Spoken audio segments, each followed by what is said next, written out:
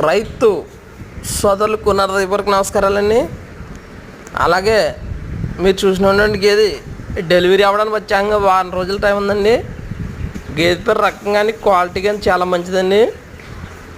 సనకొట్ట విధానం కూడా డెలివరీ అవ్వడానికి వచ్చాక వారం రోజులు పోతుందండి. అలాగే గేదె పేరు సనకొట్ట విధానం కానీ గేదె రకం కానీ క్వాలిటీ కానీ చూసుకొచ్చండి.